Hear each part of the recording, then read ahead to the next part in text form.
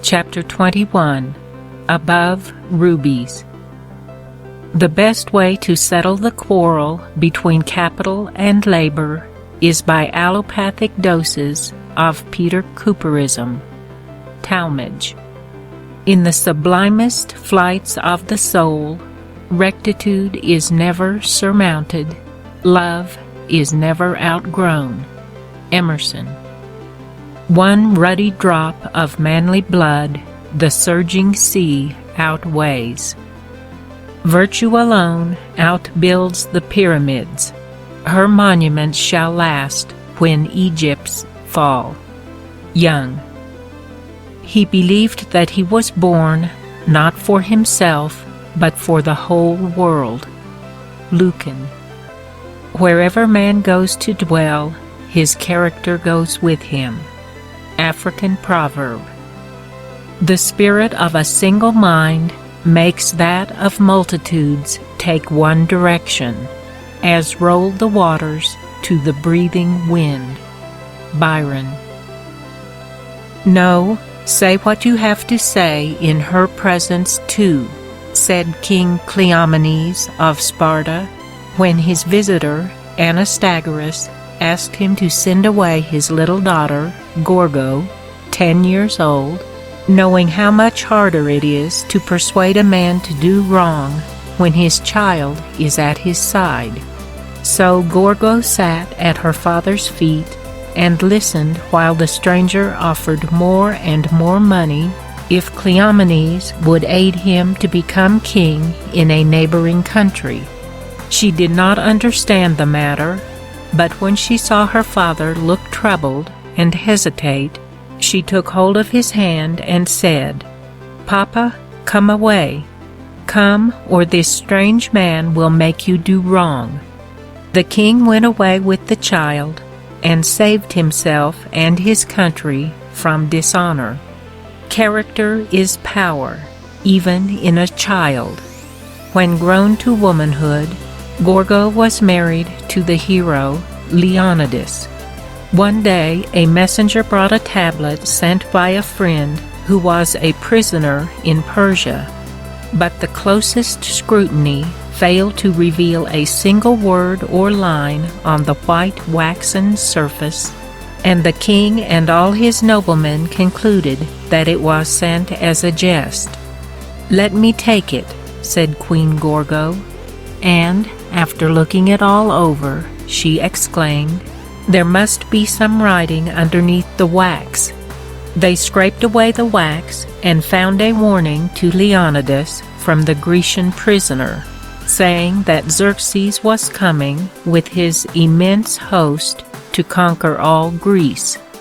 Acting on this warning, Leonidas and the other kings assembled their armies and checked the mighty host of Xerxes, which is said to have shaken the earth as it marched. I fear John Knox's prayers more than an army of 10,000 men, said Mary, Queen of Scotland. The man behind the sermon, said William M. Evarts, is the secret of John Hall's power. In fact, if there is not a man with a character behind it, nothing about it is of the slightest consequence. Thackeray says, "Nature has written a letter of credit upon some men's faces, which is honored wherever presented. You cannot help trusting such men. Their very presence gives confidence. There is a promise to pay in their very faces, which gives confidence, and you prefer it to another man's endorsement. Character is credit." In the great monetary panic of 1857, a meeting was called of the various bank presidents of New York City. When asked what percentage of specie had been drawn during the day, some replied 50%, some even as high as 75%. But Moses Taylor of the Citibank said, "We had in the bank this morning $400,000. This evening, $470,000. While other banks were badly run, the confidence in the Citibank under Mr. Taylor's management was such that people had deposited in that institution what they had drawn from other banks. Character gives confidence. "There is no such thing as a small country," said Victor Hugo. "The greatness of a people is no more affected by the number of its inhabitants than the greatness of an individual is measured by his height." "It is the nature of party in England," said John Russell, "to ask the assistance of men of genius, but to follow the guidance of men of character." "A handful of good life," says George Herbert, "is worth a bushel of learning." "I have read," Emerson says, "that they who listened to Lord Chatham felt that there was something finer in the man than anything which he said. It has been complained of Carlyle that when he has told all his facts about Mirabeau, they do not justify his estimate of the latter's genius. The Gracchi, Agis, Cleomenes, and others of Plutarch's heroes do not in the record of facts equal their own fame. Sir Philip Sidney and Sir Walter Raleigh are men of great figure and of few deeds. We cannot find the smallest part of the personal weight of Washington in the narrative of his exploits. The authority of the name of Schiller is too great for his books. This inequality of the reputation to the works or the anecdotes is not accounted for by saying that the reverberation is longer than the thunderclap, but something resided in these men which begot an expectation that outran all their performance. The largest part of their power was latent. This is that which we call character, a reserved force which acts directly by presence and without means. What others effect by talent or eloquence, the man of character accomplishes by some magnetism. Half his strength he puts not forth. His victories are by demonstration of superiority, and not by crossing bayonets. He conquers because his arrival alters the face of affairs. O Iole, how didst thou know that Hercules was a god? Because, answered Iole, I was content the moment my eyes fell on him. When I beheld Theseus, I desired that I might see him offer battle, or at least drive his horses in a chariot race. But Hercules did not wait for a contest. He conquered whether he stood or walked or sat or whatever else he did. Show me, said Omar the Caliph to Amru the warrior, the sword with which you have fought so many battles and slain so many infidels. Ah, replied Amru, the sword without the arm of the master is no sharper nor heavier than the sword of Pharezdak the poet. So 150 pounds of flesh and blood without character is of no great value. No man throws away his vote, says Francis Willard, when he places it in the ballot box with his conviction behind it. The party which elected Lincoln in 1860 polled only 7,000 votes in 1840. Revolutions never go backward, and the fanaticisms of today are the victories of tomorrow.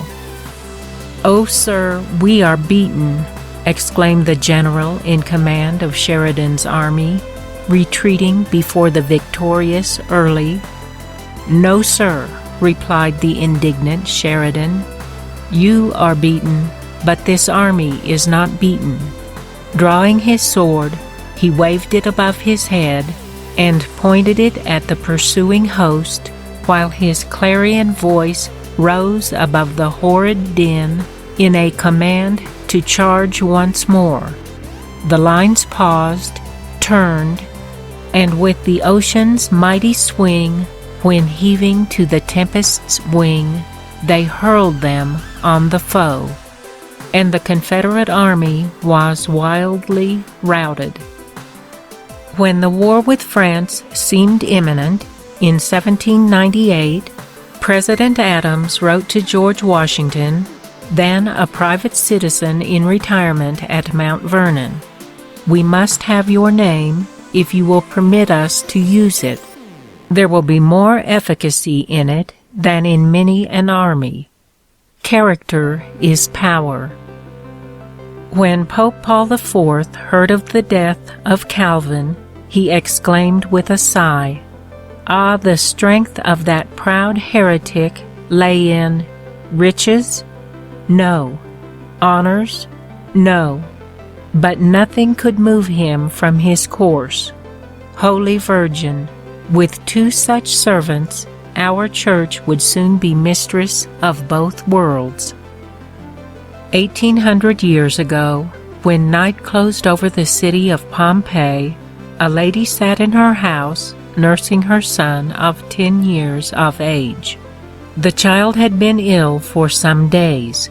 His form was wasted, his little limbs were shrunk, and we may imagine with what infinite anxiety she watched every motion of the helpless one, whose existence was so dear. What did take place we know with an exactness very remarkable. That distant mountain, which reared its awful head on the shore of the bay, Vesuvius, was troubled that same night with an eruption, and threw into the air such clouds of pumice stones that the streets and squares of Pompeii became filled, and gradually the stones grew higher and higher until they reached the level of the windows. There was no chance of escape then by the doors, and those who attempted to get away stepped out of their first-floor windows and rushed over the sulphurous stones. A short distance only, for they were quickly overpowered by the poisonous vapors and fell dead. After the stones there fell ashes, and after ashes hot water fell in showers, which changed the ashes into clay. Those who ran out of their houses during the fall of stones were utterly consumed, while those who waited until the ashes began to fall perished likewise, but their bodies were preserved by the ashes and water which fell upon them. The Pompeian mother we have mentioned opened the window of her house when she thought the fall of stones was over, and with the child in her arms took a few hurried steps forward when, overpowered by the sulphur, she fell forward, at which moment the shower of ashes began to fall and quickly buried mother and child. The hot water afterward changed into a mold. The ashes and the sun baked the fatal clay to such a degree of hardness that it has endured to the present day. A short time ago, the spot where mother and child lay was found. Liquid plaster of Paris was poured into the mold formed by the bodies, and then the mold was broken up, leaving the plaster cast whole. Thus, one touching incident in the terrible tragedy of 18 centuries ago has been preserved for the admiration and respect of posterity. The arms and legs of the child showed a contraction and emaciation which could only result from illness. Of the mother, only the right arm was preserved. She fell upon the ashes, and the remaining portion of her body was consumed, but the right hand still clasped the legs of the child. On her arm were 2 gold bracelets, and on her fingers were 2 gold rings, one set with an emerald, the other with a cut amethyst. This touching illustration of a mother's love now rests in the museum of the celebrated city. "I was sitting with Grant once," says General Fisk, "when a major general entered, dressed in the uniform of his rank, who said, 'Boys, I have a good story to tell you. I believe there are no ladies present.' Grant said, 'No, but there are gentlemen present.'" Mr. George W. Childs, in referring to this trait, said, "Another great trait of his character was his purity in every way. I never heard him express or make an indelicate allusion in any way or shape. There is nothing I ever heard that man say that could not be repeated in the presence of women." The writer has heard of several incidents illustrating his answer to impure stories. On one occasion, when Grant formed one of a dinner party of American gentlemen in a foreign city, conversation drifted into references to questionable affairs, when he suddenly rose and said, "Gentlemen, please excuse me, I will retire." When Attila, flushed with conquest, appeared with his barbarian horde before the gates of Rome in 452, Pope Leo alone, of all the people, dared go forth and try to turn his wrath aside. A single magistrate followed him. The Huns were awed by the fearless majesty of the unarmed old man, and led him before their chief, whose respect was so great that he agreed not to enter the city, provided a tribute should be paid to him. Wellington said that Napoleon's presence in the French army was equivalent to 40,000 additional soldiers, and Richter said of the invincible Luther, "His words were half battles." "I know of no great men," says Voltaire, "except those who have rendered great services to the human race. Men are measured by what they do, not by what they seem or possess."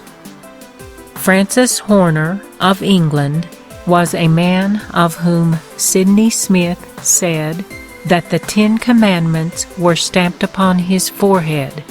The valuable and peculiar light in which Horner's history is calculated to inspire every right-minded youth is this: he died at the age of 38, possessed of greater influence than any other private man, and admired, beloved, trusted, and deplored by all except the heartless and the base. No greater homage was ever paid in Parliament to any deceased member. How was this attained? By rank? He was the son of an Edinburgh merchant. By wealth? Neither he nor any of his relatives ever had a superfluous sixpence.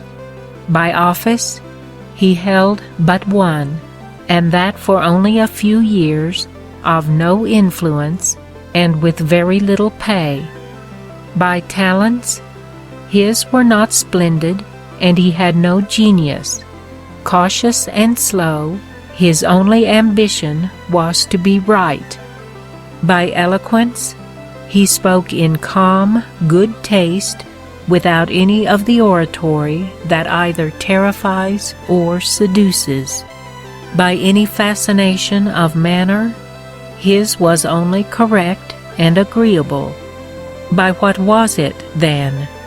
Merely by sense, industry, good principles, and a good heart, qualities which no well-constituted mind need ever despair of attaining. It was the force of his character that raised him, and this character was not impressed on him by nature, but formed, out of no peculiarly fine elements, by himself. There were many in the House of Commons of far greater ability and eloquence, but no one surpassed him in the combination of an adequate portion of these with moral worth. Horner was born to show what moderate powers, unaided by anything whatever except culture and goodness, may achieve, even when these powers are displayed amidst the competitions and jealousies of public life. 100 years hence, what difference will it make whether you were rich or poor, a peer or a peasant? But what difference may it not make whether you did what was right or what was wrong? At a large dinner party given by Lord Stratford after the Crimean War, it was proposed that everyone should write on a slip of paper the name which appeared most likely to descend to posterity with renown. When the papers were opened, every one of them contained the name of Florence Nightingale. Professor Blackie of the University of Edinburgh said to a class of young men, "Money is not needful. Power is not needful. Liberty is not needful. Even health is not the one thing needful. But character alone is that which can truly save us. And if we are not saved in this sense, we certainly must be damned." It has been said that when poverty is your inheritance, virtue must be your capital. Hence it was, said Franklin, speaking of the influence of his known integrity of character, that I had so much weight with my fellow citizens. I was but a bad speaker, never eloquent, subject to much hesitation in my choice of words, hardly correct in language, and yet I generally carried my point. When a man's character is gone, all is gone. All peace of mind, all complacency in himself is fled forever. He despises himself. He is despised by his fellow men. Within is shame and remorse. Without, neglect and reproach. He is of necessity a miserable and useless man. He is so, even though he be clothed in purple and fine linen, and fare sumptuously every day. It is better to be poor. It is better to be reduced to beggary. It is better to be cast into prison, or condemned to perpetual slavery, than to be destitute of a good name, or endure the pains and the evils of a conscious worthlessness of character. The time is soon coming when, by the common consent of mankind, it will be esteemed more honorable to have been John Pounds, putting new and beautiful souls into the ragged children of the neighborhood while he mended his father's shoes, than to have sat upon the British throne. The time now is when, if Queen Victoria, in one of her magnificent progresses through her realms, were to meet that more than American Queen, Miss Dix, in her circumnavigation of charity among the insane, the former should kneel and kiss the hand of the latter, and the ruler over more than 100 millions of people should pay homage to the angel whom God has sent to the maniac. At your age, said to a youth, an old man who had honorably held many positions of trust and responsibility, both position and wealth appear enduring things, but at mine a man sees that nothing lasts but character. Several eminent clergymen were discussing the qualities of self-made men. They each admitted that they belonged to that class, except a certain bishop who remained silent and was intensely absorbed in the repast. The host was determined to draw him out, and so, addressing him, said, "All at this table are self-made men, unless the bishop is an exception." The bishop promptly replied, "I am not made yet." And the reply contained a profound truth. So long as life lasts, with its discipline of joy or sorrow, its opportunities for good or evil, so long our characters are being shaped and fixed. Milton said, "He who would write heroic poems must make his whole life an heroic poem." We are responsible for our thoughts, and unless we could command them, mental and moral excellence would be impossible. Charles Kingsley has well said, "Let anyone set his heart to do what is right and nothing else, and it will not be long ere his brow is stamped with all that goes to make up the heroic expression, with noble indignation, noble self-restraint, great hopes, great sorrows, perhaps even with the print of the martyr's crown of thorns." Said James Martineau, "God insists on having a concurrence between our practice and our thoughts. If we proceed to make a contradiction between them, he forthwith begins to abolish it. And if the will not rise to the reason must be degraded to the will." When I say, "In conducting your understanding," says Sidney Smith, "love knowledge with a great love, with a vehement love, with a love coeval with life," what do I say but love innocence, love virtue, love purity of conduct, love that which, if you are rich and great, will vindicate the blind fortune which has made you so, and make them call it justice. Love that which, if you are poor, will render your poverty respectable, and make the proudest feel that it is unjust to laugh at the meanness of your fortunes.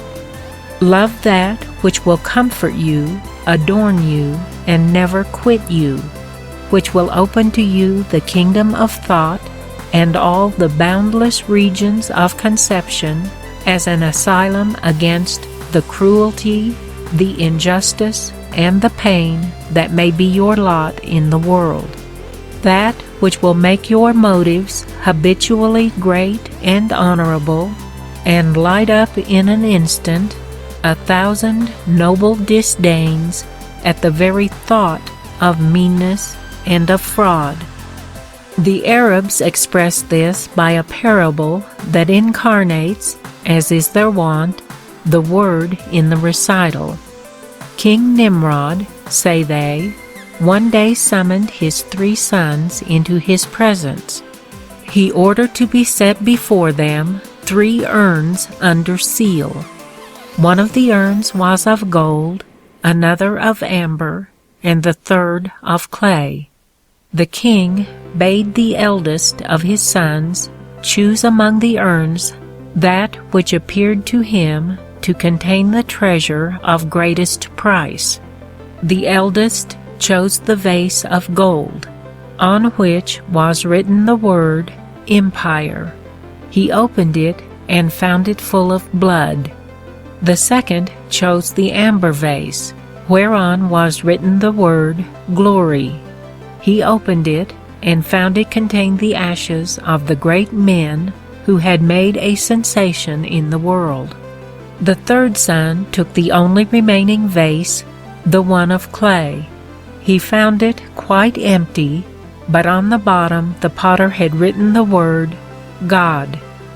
Which of these vases weighs the most? Asked the king of the courtiers. The men of ambition replied it was the vase of gold, the poets and conquerors the amber one, the sages that it was the empty vase, because a single letter of the name of God weighs more than the entire globe. We are of the opinion of the sages. We believe the greatest things are great, but in the proportion of divinity they contain. Although genius always commands admiration, says Smiles, character most secures respect.